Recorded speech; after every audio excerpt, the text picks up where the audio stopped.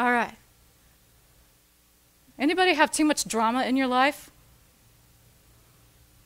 Just a little too much stuff going on, a little too much stress? This is a really simple tool that I learned a couple of years ago about how to kind of monitor and control your brain and your stress. So if we all have a stress meter that looks like a clock and the clock is spinning around to the right, look at your situations where you have drama or stress and think, how far do I let that meter go before I stop it? Do I let it get up to 10? Or when I get to 50%, do I say, oh, that's enough? You know, how much time and energy are we wasting every day on these self-talk and these self-habits that we have where it's like, oh, I'm scared of this, or this isn't going to work out, the conference is going to be a flop, you know, we're going to have a stressful trip, the weather's hot, you know, all of these different things that maybe we don't have to worry about at all. And so if you use the roller coaster example as a story loop, you can get in the loop and you can go around and around and around and around. You can ride that ride free for the rest of your life. Or you've got the choice of when and how you want to stop it. You can say, you know, it's only human that I'm going to be stressed out and there's going to be a little bit of drama in my life, and what's my tolerance for that? So how far am I going to let this loop go before I have an acknowledging moment where I say, okay, stop, get it, I understand what's going on, that's enough. I'm just not going to let that story play in my head repeatedly over and over and over again. So we call it stopping the story loop. And then when you stop that story loop, you'll find you'll have a lot of time and energy for other stuff, right?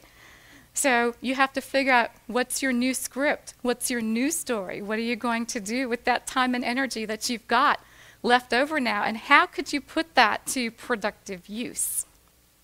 Here's a statistic for you from Leadership Quarterly. It says that 42% of a manager's time is spent addressing conflict. So usually it's not the work itself that's the problem. Usually it's people. I mean, the work can be hard, the work can be challenging, but we're smart people, right? We can figure it out. When we get stressed out, it more or less has something to do with the other people that we're involved with in completing the task. You know, have you ever come into a new organization and brought your old habits with you where you thought previously, well, if I do X, Y, and Z, that's what works and that's what makes me successful.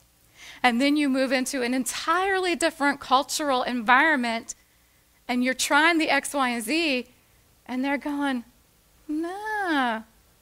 We use NLP over here. This is how we do things, and that's what matters to us. So know the model of success and find somebody who is successful and model your behavior after them. There's a guy I know, his name's Tony, another Italian guy, I guess, and he runs a Friday's restaurant where I usually eat every Tuesday night with a group of friends. And you know, we see them hustling around the kitchen, and we see them getting like a little frantic that the orders aren't coming out right. They're not coming out on time. You know, things are getting backed up. And he's coming in, and he's sitting down, and he's just chatting with us. You know, hey, how you guys doing? What's going on? And we're like, Tony, you run a restaurant where I can just imagine that it's constant stress. How do you deal with it, and how do you have a few minutes to come sit down with us and check in on us and see how we're doing? And here's what he said to me. He said, it's burgers and fries and nobody dies. It's burgers and fries and nobody dies. And isn't that the truth for most of the stuff that we're dealing with? You know, we can give it this role of super importance that weighs on us, but at the end of the day, his little boy survived brain cancer. You know, that's the stuff that matters in life. It's not the burgers and the fries and the conference or the outings or, you know, how we're getting along at work. So kind of keep a good perspective on everything. So if we talk for just a second about the difference between management and leadership, You know, we look at the pyramid, and the pyramid starts out with kind of technical skill.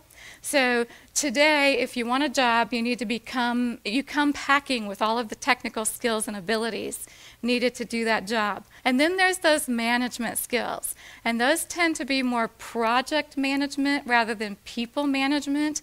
So can I handle the budget? Did I get the schedule for the conference done? What time are we doing this? How many people are going to be here? How many chicken dinners did we order?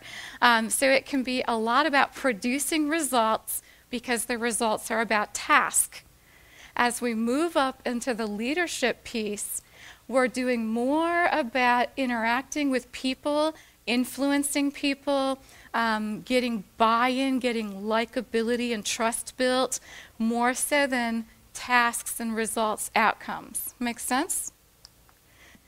If you're not understanding the way somebody else is relating to you, there's probably something going on with them that you need to know. Take a look for a deeper answer as to why, if they're acting out of the ordinary. And put yourself in the lens of those others so that together we can create more win-win situations and be more successful at work and less stressed.